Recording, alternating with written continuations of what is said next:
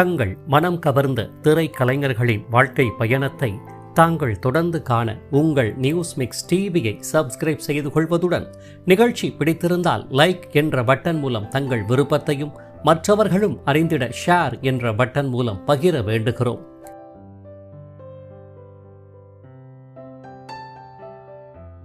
News mix TV தங்கள் அனைவரையும் அன்புடன் வரவேற்கிறது. மிக நெடிந்த உயரத்திற்கேற்ப பூசினார் போன்ற உடல் அமைப்பு, கேசம் இல்லாத பரந்த நெற்றி, பரபரக்கும் கூர்மையான பார்வை, பார்த்தாலே 100% அக்மார்க் வில்லன் என முத்திரை குத்திட தோன்றும் கடுமையான முக அமைப்பை கொண்டவர் மட்டுமின்றி தமிழ், தெலுங்கு மற்றும் ஹிந்தி என பன்மொழி திரைப்படங்களில் முன்னர் தனது தேர்ந்த வில்லத்தனத்தாலும் பின்னர் நகைச்சுவை திறத்தாலும் ரசிகர்கள் மனம் நிறைந்தவர்தான் மறைந்த பிரதீப் சக்தி ஆவார். திரைப்பட கல்லூரி மாணவர், ரஜினிகாந்தின் நெருங்கிய நண்பர், அரசியல் ரீதியாக கடும் விமர்சனத்தை ஏற்படுத்திய திரைப்படத்தின் இயக்குனர் மற்றும் தொழிலதிபர்.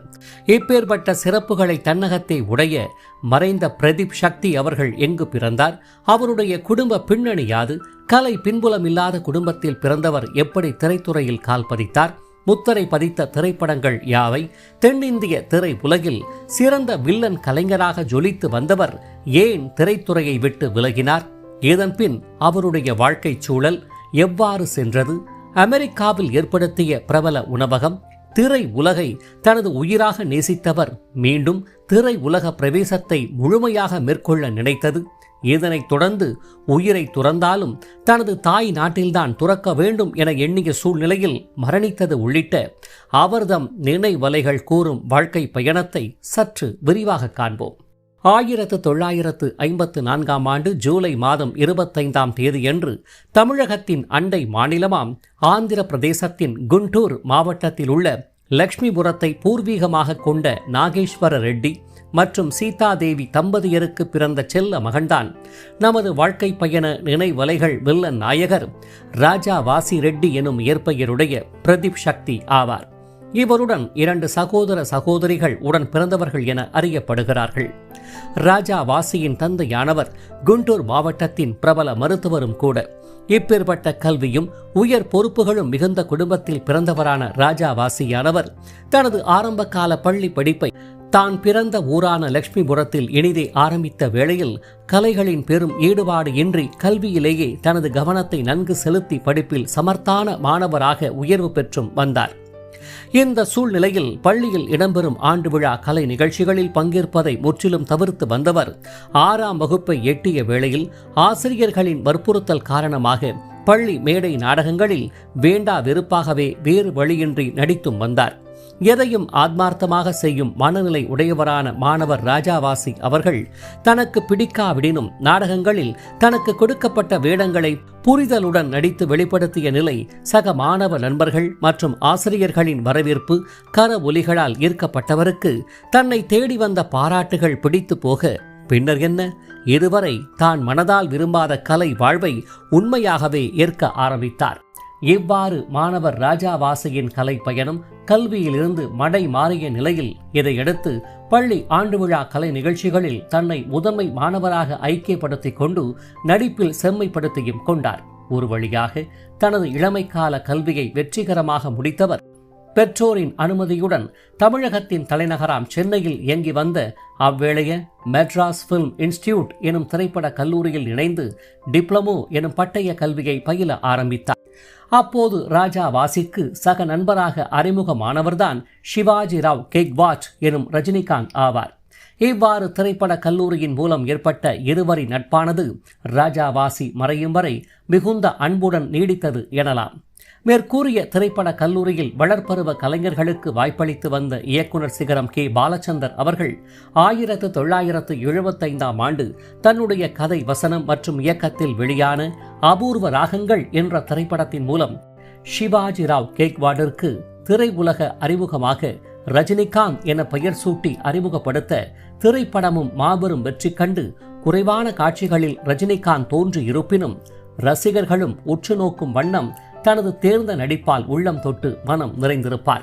இதன் பின்னர் 1974 ஆண்டாள் புரொடக்ஷன்ஸ் தயாரிப்பில் தன்னுடைய கதை வசனம் இயக்கத்தில் வெளியான அவள் ஒரு தொடர்கதை என்ற மாபெரும் வெற்றி திரைப்படத்தின் கதையை தழுவி 1976 அந்துலேனி கதா என்ற பெயரில் தெலுங்கில் வெளியிட்டார் கே. பாலச்சந்தர் அவர்கள்.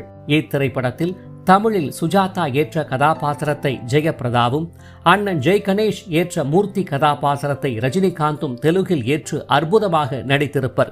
கதையின்படி சந்திரா எனும் ஃபடாஃபட் ஜெயலட்சுமி தோன்றி நடித்த மாறுபட்ட கதாபாத்திரத்தின் இணையாக பிளேபாய் ரோலில் நடிக்க ஒருவரை தேடும் முயற்சியில் கண்ணில் பட்டவர்தான் ரஜினிகாந்தின் நண்பரான ராஜாவாசி ஆவார். திரைப்படத்தில் நடிக்க வேண்டும் என்ற தனது லட்சிய கனவுடன் பயணித்து வந்தவருக்கு தன்னை தேடி வந்த வாய்ப்பை எண்ணி பூரித்து போன நிலையில் கதாபாத்திரத்தை கேட்டதுமே பயம் கலந்த சங்கடம் ஏற்படுத்தத்தான் செய்தது எனலாம். தனக்கு அளிக்கப்பட்ட பிளேபாய் கதாபாத்திரத்தை ஏற்று நடிக்க யோசித்தவருக்கு வேறு வழியின்றி பஸ் கண்டக்டர் எனும் சிறிய ரோலை தந்து நடிக்க வாய்ப்பளித்தார் பாலச்சந்தர் அவர்கள். இதன் பேரில் சின்ன வேடமாயினும் ரசிகர்களின் மனதில் வில்லங்க கதாபாத்திரமாக நிலை பெற்றுவிடக்கூடாது என எண்ணி அறிமுகமான ராஜா வாசிதான் பின்னர் நாட்களில் கொடூர வில்லனாக ரசிகர்களின் உள்ளங்களில் இடம்பெற்றுதான் போனார் எனலாம். இதுதான் காலத்தின் விளையாட்டு என்பது. இதனைத் தொடர்ந்து பந்துலம்மா, மா பூமி என ஒரு சில திரைப்படங்களில் சிறிய வேடங்கள் ஏற்று நடித்து வந்தவரை சற்று ரசிகர்கள் மனதில் நிலைபெற வைத்த திரைப்படம்தான் 1985 வெளியான ஆலாபனா மற்றும் லேடிஸ் டெய்லர் உள்ளிட்ட தெலுங்கு திரைப்படங்களாகும். மேற்கூறிய திரைப்படங்களில் தனது இயற்பெயரான ராஜாவாசி என்ற பெயர் இல்லாது திரை உலகிற்காக பிரதீப் சக்தி என்ற பெயரில் தோன்றி தெலுங்கு திரை உலக ரசிகர்களின் மனதில் பேரிடம் பிடிக்க ஆரம்பித்தார். பெயர் மாற்றமோ என்னவோ தெரியவில்லை. இதன் பின்னர் பிரதீப் சக்தியின் திரை வாழ்வில் மாபெரும் ஏற்றமே உண்டாகத்தான் ஆரம்பித்தது. இவ்வாறு படிப்படியாக தெலுங்கு திரை உலகில் வளர ஆரம்பித்த பிரதீப் ஆனவர் அத்திரை உலகில் வில்லன் நாயகராக உருப்பெற்ற நிலையில்தான் தமிழ் திரை உலகமும் அவரை தன் பங்கிற்கு வரவேற்றது எனலாம். இதன் பேரில் 1987 முக்தா பிலிம்ஸ் தயாரிப்பில் மணிரத்னம் இயக்கத்தில் கமல்ஹாசன், ஜனகராஜ், சரண்யா நடிப்பில் வெளியான நாயகன் என்ற திரைப்படத்தின் வாயிலாக இன்ஸ்பெக்டர் கெல்கர் என்ற வில்லன் கதாபாத்திரத்தை ஏற்று தமிழ் திரை உலகில் அறிமுகமானார் பிரதீப் சக்தி அவர்கள்.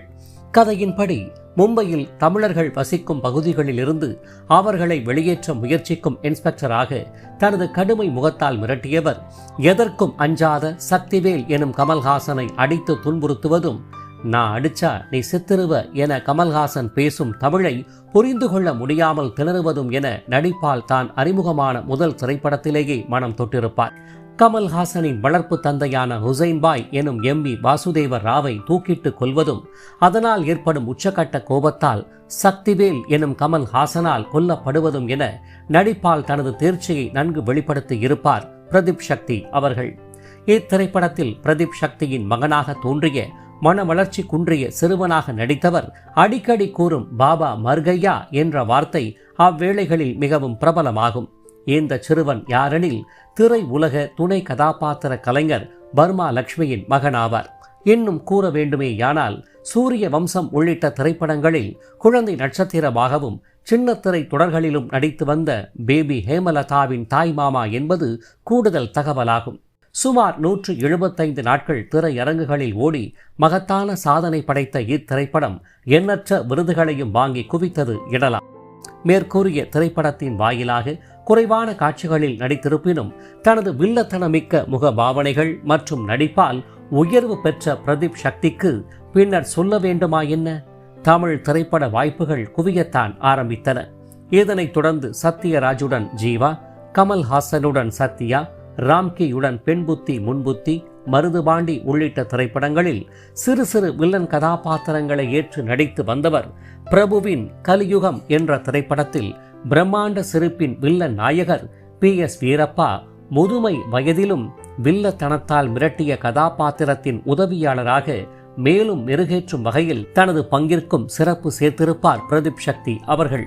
இதையடுத்து ரஜினிகாந்துடன் ராஜாதி ராஜா, தளபதி, கமல்ஹாசனுடன் குணா, கே. பாக்கியராஜுடன் ரத்தத்தின் ரத்தமே, ராமநாராயணன் இயக்கத்தில் ஆடி வெள்ளி, கார்த்திக்குடன் இதய தாமரை, சத்யராஜுடன் பிரம்மா, விக்ரமுடன் மீரா, செல்வாவுடன் மதுரை மீனாட்சி உள்ளிட்ட திரைப்படங்களில் வில்லத்தனத்தால் முத்திரை பதித்து வந்தவர் 1993 தனது நண்பரான ரஜினிகாந்தின் தயாரிப்பு, கதை வசனம் மற்றும் இயக்கத்தில் வெளியான வள்ளி என்ற திரைப்படத்தில் நடித்ததே பிரதீப் சக்தி அவர்கள் தமிழில் நடித்த இறுதி திரைப்படம் என அறியப்படுகிறது.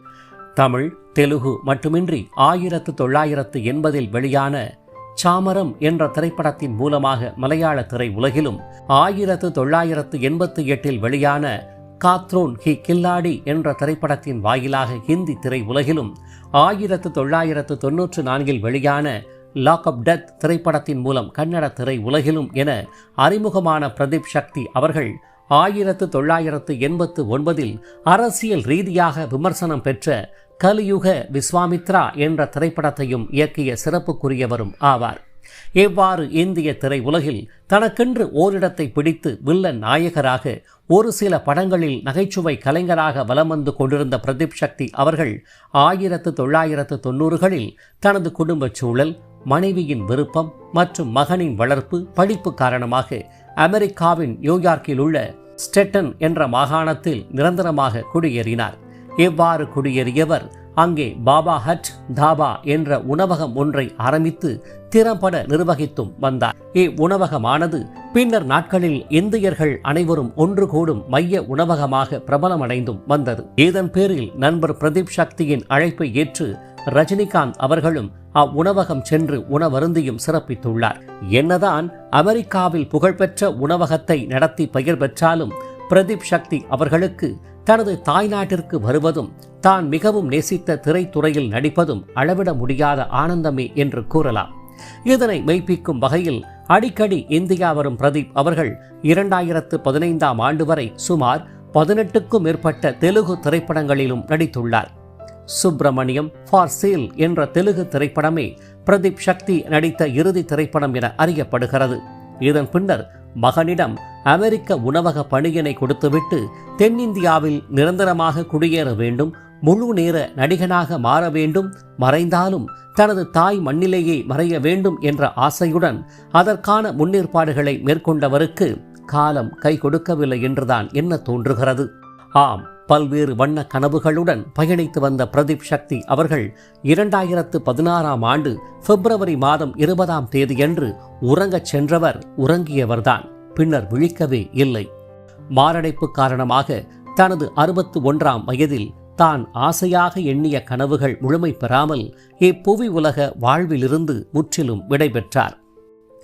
மறைந்த பிரதீப் சக்தியின் உடலுக்கு அமெரிக்க வழக்கப்படி கோட் சூட் சகிதம் அணிவித்து இறுதி அஞ்சலி செலுத்திய நிலையில் ஹிந்து முறைப்படி பாரம்பரிய சடங்குகள் அவரது மகனால் மேற்கொள்ளப்பட்டு இந்திய மண்ணில் மறைய வேண்டும் என எண்ணியவரின் உடல் அமெரிக்காவின் தகன மேடையில் எரியூட்டப்பட்டது.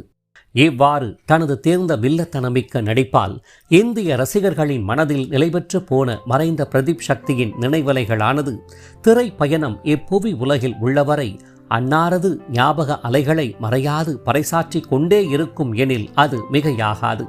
இவரை போன்ற வில்லன் கதாபாத்திர கலைஞர்களான சென்னையின் மைந்தரும், சிறுவயது முதலே நாடக ஈடுபாட்டால் வளர்ந்தவரும், வெற்றி விழாவின் ஜிந்தாவாக, சின்ன கவுண்டரில் சக்கர கவுண்டராக, வேட்டைக்காரனில் வேத நாயகமாக என நடிப்பால் மிரட்டியவரும், யாரும் எதிர்பாராத வண்ணமாக மறைந்து போனவருமான சலீம் கவுஸ் அவர்களின் வாழ்க்கை பயணத்தை மேலே தோன்றும் இணைப்பின் மூலமாகவும், கோயம்புத்தூரின் புதல்வரும் கே பாக்யராஜின் முதல் கலை ஹீரோவும், சின்ன பசங்க நாங்க, அறுவடை நாள், சின்ன ஜமீன் உள்ளிட்ட திரைப்படங்களில் மிரட்டியவரும், கதையாசிரியர், எழுத்தாளர் மற்றும் இயக்குனர் எனும் பன்முகங்களை கொண்டு ஜொலித்து வந்த போதே திடீரென மறைந்து போன RP விஸ்வம் அவர்களின் வாழ்க்கை பயணத்தை மேலே தோன்றும் இணைப்பின் மூலமாகவும், மதுரை மண்ணின் மைந்தரும், ஹோட்டல் பணியாளரும், கலை ஈர்ப்பால் பின்னணி குரல் கலைஞராக திரை உலகில் கால் பதித்து வில்லன் நடிகராக அறிமுகமாகி பின்னர் கால ஓட்டத்தால் குணச்சித்திர கலைஞராக உயர்ந்தவரும், தற்போது திரை உலகிற்கு குட் பை கூறிவிட்டு அமைதியான வாழ்வில் பயணிப்பவருமான திரு ராஜீவ் அவர்களின் வாழ்க்கை பயணத்தை மேலே தோன்றும் இணைப்பின் மூலமாக மட்டுமல்லாது தாங்கள் பார்த்து கொண்டிருக்கும் வீடியோவின் கீழே காணப்படும் டிஸ்கிரிப்ஷன் பகுதியில் பிரத்யேகமாக வழங்கப்பட்டுள்ள இணைப்புகள் வாயிலாக மேற்கண்ட மறக்க முடியாத திரைக்கலை நாயகர்களின் அரிய தகவல்கள் மற்றும் குடும்ப புகைப்படங்கள் நிறைந்த சிறப்பு வாழ்க்கை பயணத்தை தாங்கள் அனைவரும் முழுமையாக அறிந்து கொள்ளலாம். இவர்களைப் போன்ற மறக்க முடியாத திரைக்கலை நாயகர்களின் வாழ்க்கை பயணத்தை தாங்கள் தொடர்ந்து காண உங்கள் நியூஸ் மிக்ஸ் டிவியை சப்ஸ்கிரைப் செய்து கொள்வதுடன் பின்னர் வரும் பெல் பட்டனில் உள்ள ஆல் என்ற எழுத்தை தெரிவு செய்து கொண்டு தங்களின் விருப்பத்தை லைக் என்ற குறியீடு மூலமாகவும் கருத்துக்களை கமெண்ட் பாக்ஸ் வாயிலாகவும் பகிர வேண்டுகிறோம். காத்திருங்கள் மற்றுமொரு வாழ்க்கை பயணத்திற்கு. அதுவரை இணைந்திருங்கள் உங்கள் நியூஸ் மிக்ஸ் டிவியுடன். நன்றி.